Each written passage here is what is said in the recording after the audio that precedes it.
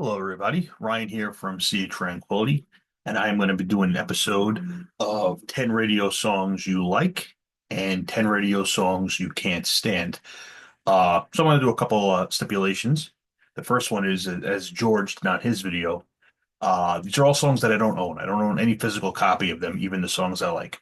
And the second stipulation is, as you know from Hudson Valley Squares and some of the other shows I do, I usually talk about metal. Nick, myself, Ralph, we usually talk about metal. So none of the songs on this list I would consider to be metal. Some get kind of close, but I would not consider any of them to be out and out metal, which makes sense because metal has not really ever been much for radio songs. I think a lot of the choices are kind of obvious. There's only been a couple like mega hits of metal songs over the years, so I don't want to pick on those. I don't want to really talk about those anyways. I'd rather dive off in the weeds a little bit more. So I'm going to start off with the 10 that I like. I couldn't think of any really good way to rank them, so we're just going to go chronologically. Uh, so here we go. Now, I also say too, I was never really a listener of the radio growing up. That was just not my exposure to music. Uh, Never really had radio on in the car and stuff. So while I have heard all these songs in places because music's a big part of our lives. Uh, some of the choices might be a little unusual for that reason, but maybe not. I don't know. So here we go. Starting off with the 10 songs, radio hits that I love but do not own a copy of. The first one, we're going to go back to 1967. The band is the View Brummels, and the song is Magic Hollow. It is a great 60s psych rock song, one of my favorite psych rock songs ever. It was the first single from their 1967 album Triangle. This is a San Francisco band. Uh, it really wasn't a big hit. I'd say of probably the 10 songs I'm going to list for my favorite, this is probably the least known, but it was still a radio hit. It was still a radio single for a little while back then, and I have heard it a couple times, but perhaps a little more obscure than the rest of these picks. But awesome song. Always love it. The second one, moving ahead to 1972, I'm going to go with Looking Glass. Brandy, You're a Fine Girl. I consider this the gold standard of yacht rock. Yacht rock, if you want to use that phrase, I know it's a little bit more of a modern phrase, kind of applied retroactively to stuff. I don't care.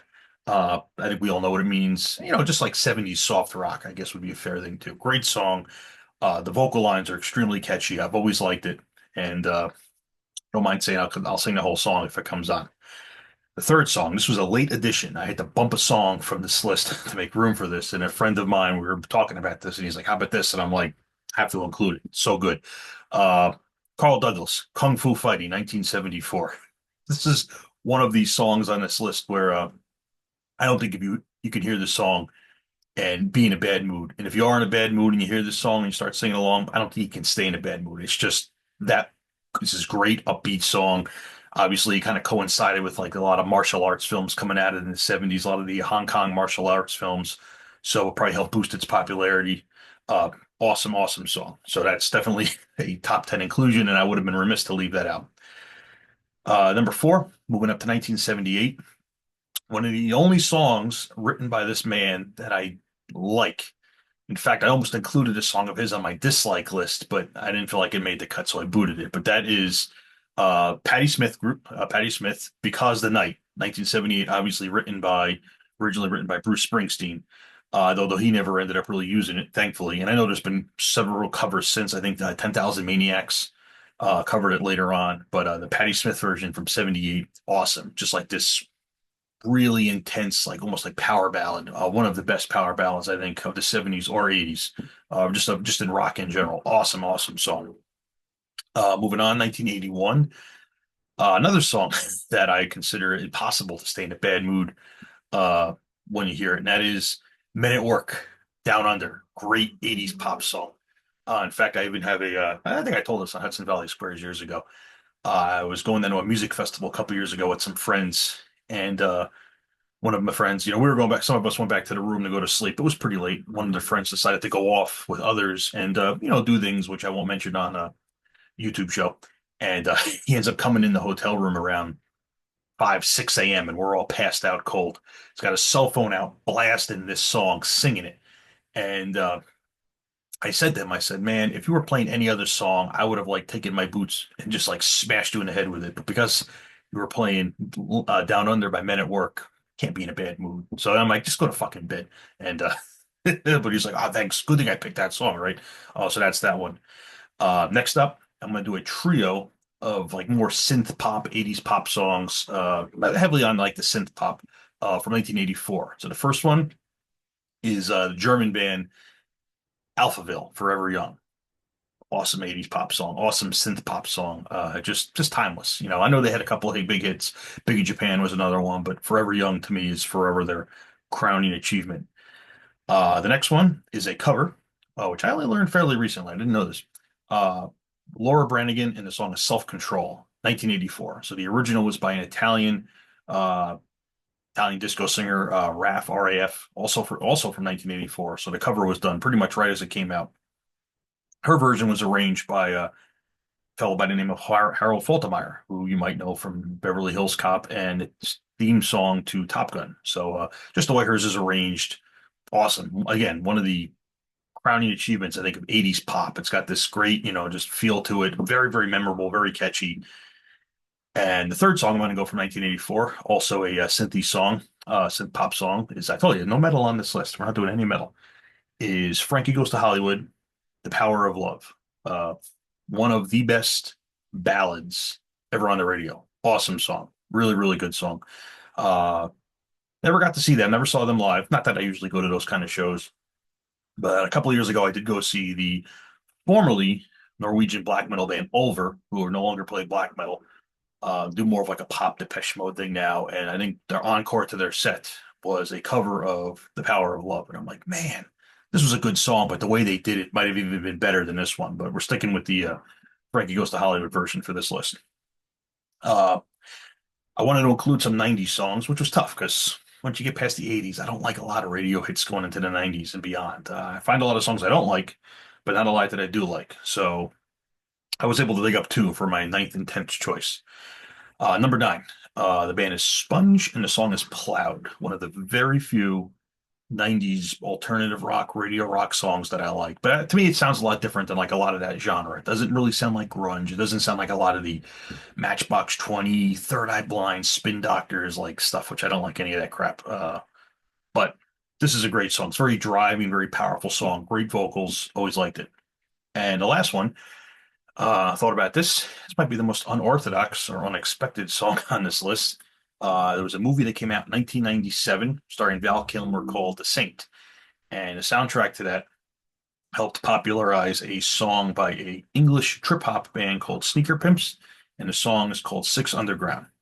Really, really chill, mellow, great, great song. As far as I know, I think it's actually true to form for this list of songs you only know from the radio. It's the only song I know from them because I never bought the album, which was called Becoming X. And I know, I never really researched anything else by them. So it's the only thing I know, but man, great, great song. Okay, that was the 10 that I like, the 10 that I don't like. So we're going to take a little swig here, and we're going to kill some sacred cows with this list. So I tried to, like I did with the first list, I didn't want to just pick 10 songs from any one decade or any one style of music. I tried to like mix it up a little bit. Better conversation, more to talk about. So the first one goes back to my first job working in a grocery store as a teenager. And they played a lot of 60s and 50s and 60s songs, primarily 60s pop songs on on the PA. But some of them I was fine with. They always would play like Mamas and Papas, California Dreaming, some Beach Boys songs, which generally don't mind.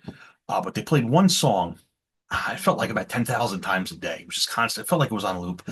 And it just would burrow into my fucking brain. And I didn't like it at first. And the more I heard it, I liked it even less. And now it's like laser etched onto my brain, even though that was many years ago. And that is Petula Clark, Downtown from 1965, which is the only, truthfully, I really struggle to think of songs from the 60s and 70s that I don't like because most of those songs from those decades, even though I don't really care for it too much, I'm like, it's fine. If it's on in the background or whatever, it's okay. It doesn't bother me. But that's actually the only 60s big hit I can think of that I'm like, get it the fuck away from me. And a lot of that is from that experience of working at the grocery store back in those early years. So that's my first song. The second one. Now we're going to start with some Sacred Cows. I don't know if anybody's kind of come run screaming to defense of Petula Clark, but the next band they probably will. 1975, a little band from England called Queen, and a song called Bohemian Rhapsody. And I just, I can't do it. It's so overwrought, like this Glee Club, big theatrical thing. Uh, I think I remember a Family Guy episode once where there was Peter was talking about why he didn't like The Godfather, and he's like, it insists on itself, and that's kind of the feeling I have. It's just too much and too. I don't know. It always just people love to fucking sing along to it. Never liked it. Not really, truthfully. And I know I've said this on Hudson Valley Squares a few times. Never really liked Queen. A couple songs aside, here and there, I don't mind, especially on the earlier side. But once they got really theatrical and stuff, it's not for me. And I don't know. And that song has been played too many times. So yeah, Bohemian Rhapsody on the shit list. Number three. Uh, I feel like if any song on this list is going to get me shit, it is going to be this song. And again, I struggle to think of songs from the 70s I don't like because it's a pretty awesome decade for music and it's a pretty awesome decade for popular music. But I never liked this band, and this is their biggest hit, and I never liked this song. And 1976, the band is Boston, and the song is More Than a Feeling. I can't do it. And I know a lot of people, including pretty much everybody else on Hudson Valley Squares and other shows, love the band. And for the life of me, I can never figure out why. I'm like, I just don't get it. I don't understand. Like, I know people love to harp on the production, and it sounds very good. I won't discredit that, but I hear that song and click, nope, put on something else. And of course, it's been played to fucking death. Like a lot of these songs have, good and bad. They've been played to death, but yeah, never got Boston and never liked that song. So type all your hate in the comments. We're gonna skip ahead a full decade to 1986, and another band, more I guess big with the more of a Gen X generation that I never got, and I think this is their most annoying song, which I believe was on their, I think this might have been on their debut album. The band is the Beastie Boys, and the song is "Fight for Your Right." It's just fucking irritating. Never liked those guys. Uh, I don't know. I know a lot of friends that love them, and people can sing along to their songs, but for some reason, they just never ever appealed to me at all. And I was trying to figure out one song. I just wanted to pick one per band, and that was the song. So "Fight for Your Right." Nope, do not like it. Moving on. Next one was easy. 1987, the single most annoying hair metal song of all time. Def Leppard, Pour Some Sugar on Me. I don't know what else to say about that. Fuck that song. Fuck that band. I don't even like any Def Leppard, which I think that's probably another sacred cow and I get shit for. And I don't mind saying that. I'll go on public record. But I can totally understand the earlier stuff, though, although I don't personally like it, like High and Dry, Pyromania. I 100% get it. By the time they get to Hysteria, fuck out of here. Not for me. Also, 1987. So back, when I was younger, I spent a lot of time going, hanging out with friends in bars and stuff. And there was one band and one album that was constantly on the jukebox. People would just go over and load up. They put $20 in and they just play uh, this album, including mostly their hit singles. And I just got really tired of it. Now, objectively, it's not a bad rock album. And I know a lot of people that love it. And I get it. I totally understand the appeal, but I've just heard it too many times, and the vocalist drives me to bug fuck, lack of a better word. And that is Guns N' Roses' "Sweet Child of Mine." Just do not want to hear it ever again. Don't want to hear any song on that album ever again, but especially don't want to hear the big hits again. And of the big hits, I especially don't want to hear that song ever again. I've heard it 40,000 times. I feel like about 39,000 were against my will. Actually, almost all but two or three times were against my will. Uh, Moving on, I have four songs to close it out from the 90s. And this was easy because it's my least favorite era of popular music. So I could just like throw a dart at a board and pretty much land on a song I didn't like. So I decided to pick one song each from, in my opinion, the three most irritating rock bands of the 90s. Although one of them also was in the 80s, so I'll start with them. But a lot of their stuff was in the 90s too. 1991, the band is Red Hot Chili Peppers, and the song is "Give It Away Now." Never liked them, thought they were fucking irritating. And of all their irritating songs, I think that's the worst. What do you do? Sue me. Number two, second most, or you could tie any of these three for the most annoying 90s bands, in my opinion. This is all in my opinion, of course. Uh, Also 1990, no, actually, no, going ahead to 1994 on this one. The band is Weezer, and the song is Buddy Holly. Fuck off. That's it. Moving on. Even more annoying, possibly 1994. So we're gonna stay in 1994. The band is The Offspring, and the song is Self-Esteem. And can you pick a more annoying? I don't even know the guy's name, but the fucking vocals in that band it's just so like, whiny. Getting agita and heartburn just thinking about it.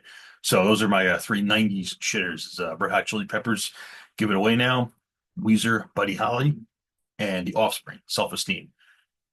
And to close it out, the 10th song, also 1990s, 1998, band I never really particularly cared for. And I get shit for not really liking their 70s stuff, but I'm just kind of indifferent to it. I wouldn't say I actively dislike it. It's just not for me. And I know I mentioned it a couple times on the show. I think Butch even gave me shit a couple times. But I'm like, I just don't really like the old stuff. Don't hate it, but don't like it.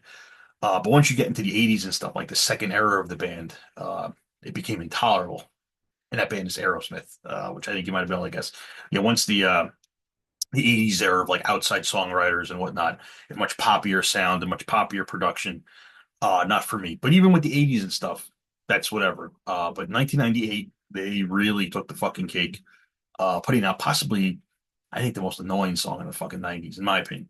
It was a big hit because it was in the movie Armageddon, and that song is I Don't Want to Miss a Thing. And it's just the most annoying, cloying, fucking obnoxious ballad ever. Which, earlier in my good list, I put, the Frankie Goes to Hollywood song, one of my favorite ballads of all time. And now I'm going to close this list out with my least favorite ballad of all time. So I had to mix and match, and I had a big list going of each to really figure out what I liked and what I disliked, but I settled on these. So those are my top 10 radio singles that I like, and top 10 I do not like that I don't own a copy of. And even when I was starting this, I was thinking of songs. Oh man, I love the Police, but I own every song by the Police. So I couldn't pick them, and that did make it more interesting in my opinion, because you had to, negate or cancel out a lot of stuff that you owned that you liked. So you had to really think of songs that you liked, but you just hear the song, you love it, but you're not going to go out and spend money on the album, as is the case here. So, feel free to rip me up in the comments for any of the songs I disliked and or agree with any of the songs I liked. And I always forget the whole thing that Pete does at the end. See you, tranquility. Check us out. Have a great time. We'll be back again soon. If I see you at a show, buy me a beer and I'll buy you a beer.